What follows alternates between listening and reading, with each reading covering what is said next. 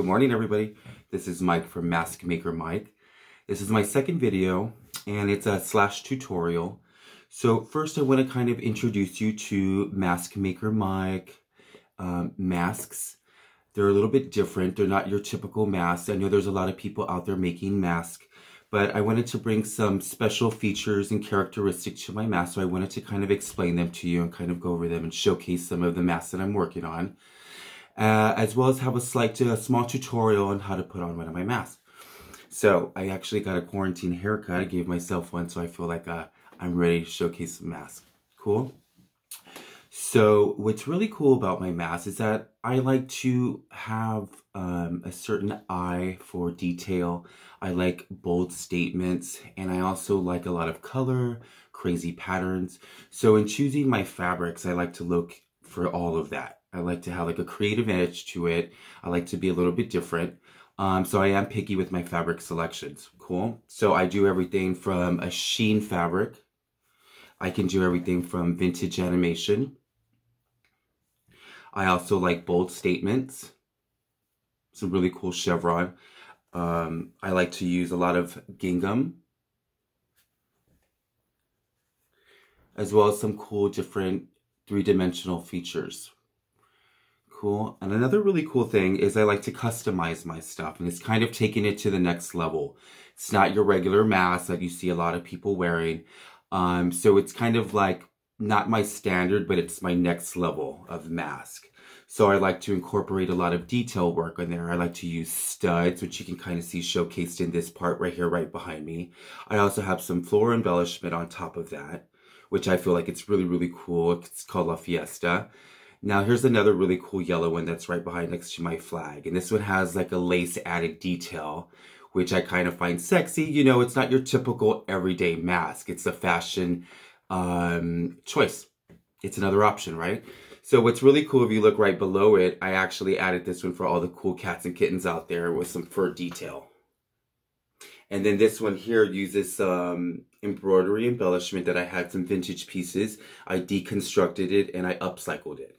Speaking of deconstructed, I use that here.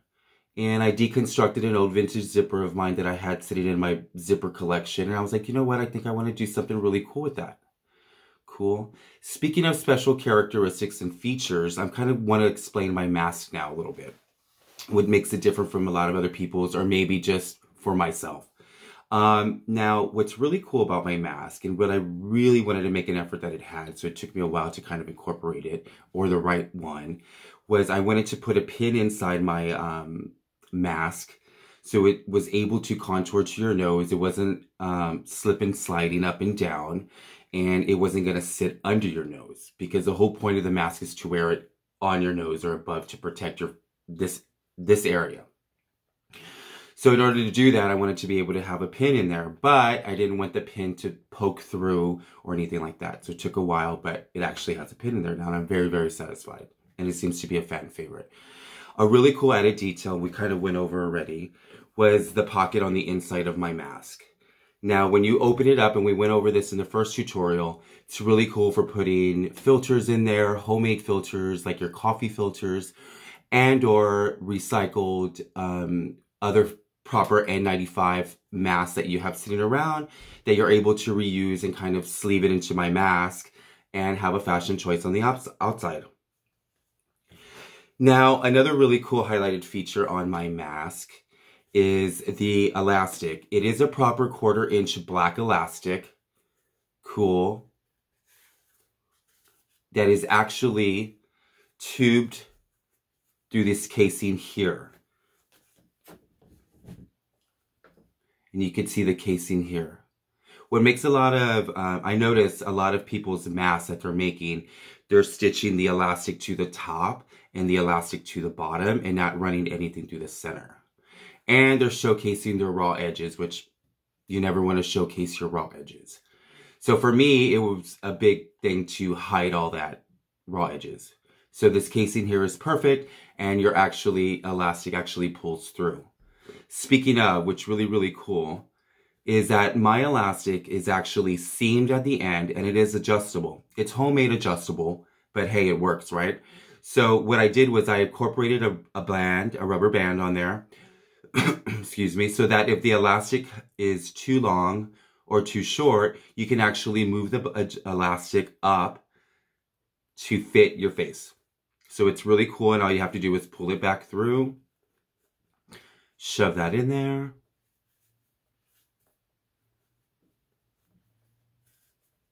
and then voila. Cool. Now, another really cool highlighted trademark feature of mine that I wanted to do is not only does it have a stitch on there, is I wanted to incorporate a really good stitch and something that was kind of edgy and different and kind of stood out and something that you would recognize that it is mine. So I added a zigzag stitch in a perfect square around the mask so that it is, I feel, super durable. It's not going to pull apart. It's not super flimsy. It's actually it's held together pretty well. So that is kind of some of the featured highlights on my mask that I kind of wanted to go into detail about and kind of show you that, hey, you know what? It is a quality mask. They are very comfortable and they are going to make a bold statement for you. So the really, one thing that I really wanted to showcase was how to properly put the mask on. Okay. I'm going to take my glasses off for this. And you always want to grab your mask from the elastics with your fingers, just in case your hands are dirty. You want to wrap around your face and you want to adjust with the elastic. Okay, like I said in the first video, you want to make sure that it covers your nose and that it pulls under your chin here. Now, the one thing that you want to do, what's really cool, is like mine has a nose pin. So you want to go ahead and bend that down, like so. And you want to make sure this is pulled all the way down. Now, what I did was I wanted to make sure that the mask here falls right in between your face so that it covers and you still get some air to kind of still have some breathing capability in there. You're not suffocating. And another really cool review that I got from my buddy in New York was that out of all the masks that he has purchased, that mine is really, really comfortable to breathe in. Side note. So now if you're an eyeglass wearer, now what you can do is lay your glasses on top of the nose pin. And I'm breathing now.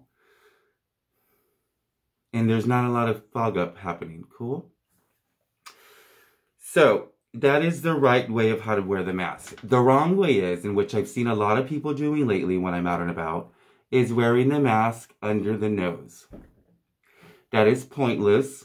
That defeats the purpose. You probably might get sick, or you're going to get us sick. So please stay healthy, stay safe, wear your mask properly. Reference this video if you need help on how to put your mask on. If you're looking for really cool mask options, please visit my Instagram page at Mask Maker Mike. We got some really cool options on there. I have a few of them showcased here. I like a lot of bold patterns. I like quality. I like comfortableness. And I like something that's going to create a bold statement. I'm also on Facebook at Mask Maker Mike and things. Hope to see you soon. Thank you. Have a great day.